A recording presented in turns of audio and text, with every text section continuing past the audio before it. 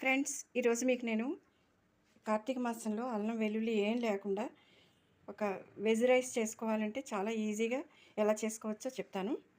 దీనికి కావాల్సినవి కొంచెం క్యాప్సికమ్, కొన్ని బంగాళదుంపలు దుంప ముక్కలు, కొన్నేమో క్యారెట్ ముక్కలు, మీకు ఇష్టమైనవి వేసుకోవచ్చు వెజిటబుల్స్. తర్వాత పచ్చిమిరపకాయలు, అల్లం సన్నగా తరిగాను. తర్వాత గ్రీన్ పీస్, తర్వాత మసాలా సరుకులు చూడండి, ఏం వేయలేదు ఇందులో. షాజీరా, స్టార్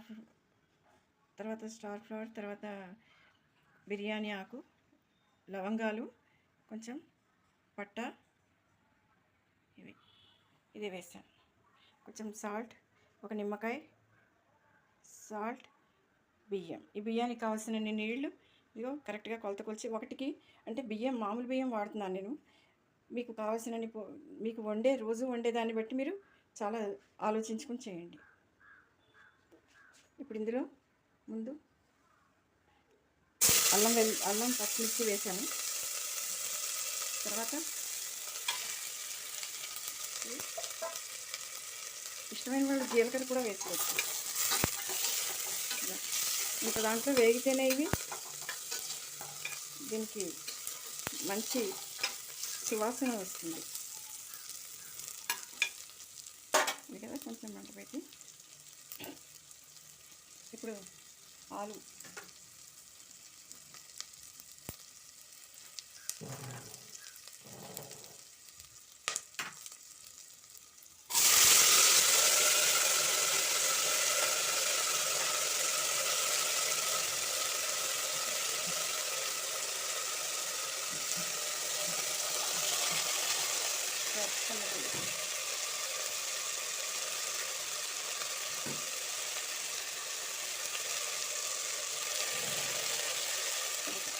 బఠానీ ఇవన్నీ వేసి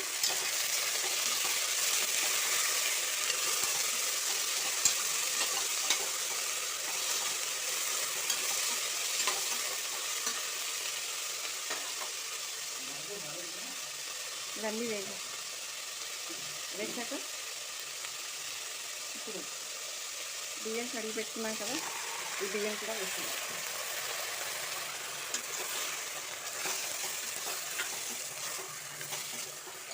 వేసి ఒక్క నిమిషం ఇలా ఉంచుదాం.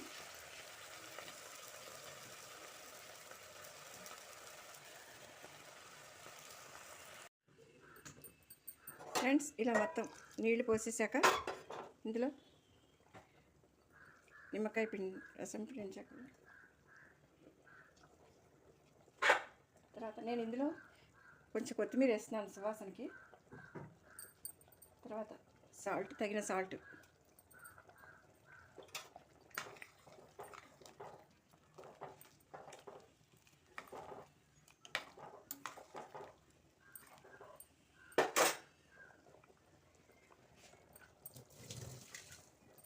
ఇలా పెట్టాక హై పెట్టేయాలి. దీన్ని ఇలా ఉడుకుతూ ఉంటుంది. చూస్తారు కదా ఫ్రెండ్స్, మీకు కొంచెం తగ్గింది అనిపిస్తే కావాలంటే కొంచెం నీళ్ళు పోసుకోవచ్చు. నేను కొంచెం పోసాను, ఎందుకంటే కొంచెం పాత బియ్యం అనేప్పటికీ అవుతాయి.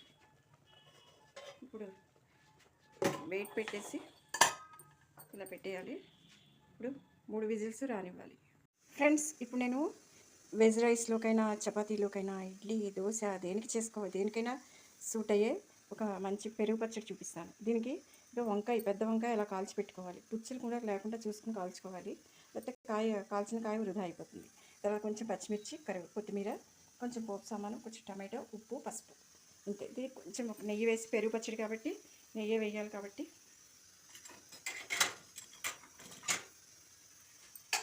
దీనికి ఇప్పుడు కొంచెం పోపు వేస్తున్నాం. మామూలుగా పెరుగు పచ్చడికి వేయక్కర్లేదు, కానీ నేను వేస్తాను. పోపు వేస్తే దాని రుచి వేరు కదా. పోపు గుమ్మలు,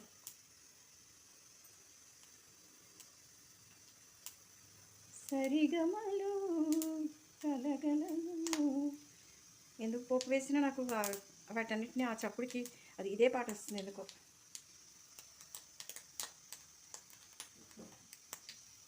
తర్వాత పచ్చిమిర్చి బాగా వేగితే కొంచెం పచ్చిమిర్చి ఇలా వేసాక ఇప్పుడు టమాటో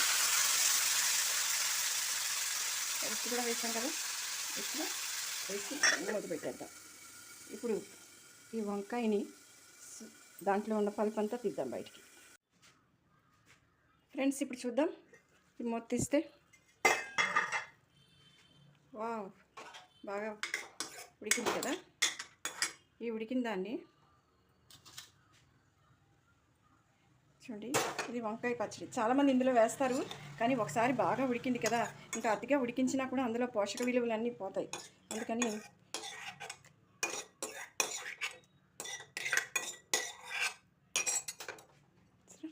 ఇలా వేసి బాగా కలపాలి.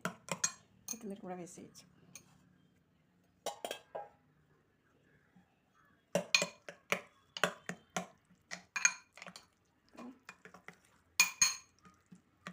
దీన్ని ఇలా పెరుగు కలపకుండా అన్నంలో కూడా కలుపుకోవచ్చు. దోశలకి అది తినచ్చు ఉట్టి చట్నీ. ఇప్పుడు రైస్లో కాబట్టి కొంచెం పెరుగు కలుపుతున్నాను, కొంచెం కలుపుతున్నాను పెరుగు కూడా, ఎందుకంటే చిక్కగా ఉంటేనే బాగుంటుంది.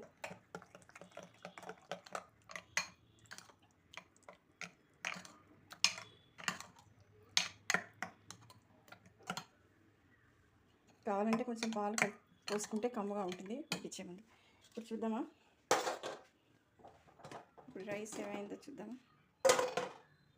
చూడండి, చూసారు కదా ఎంత బాగుందో మామూలు బియ్యంతో.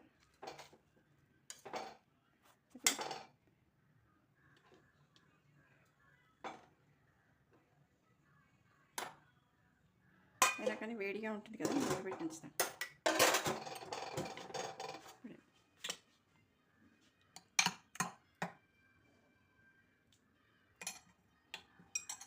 చూడండి, ఇలా సర్వ్ చేస్తే ఇది vegetable biryani.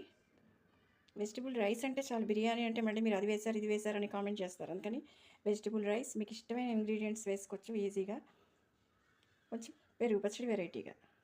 Have a nice day.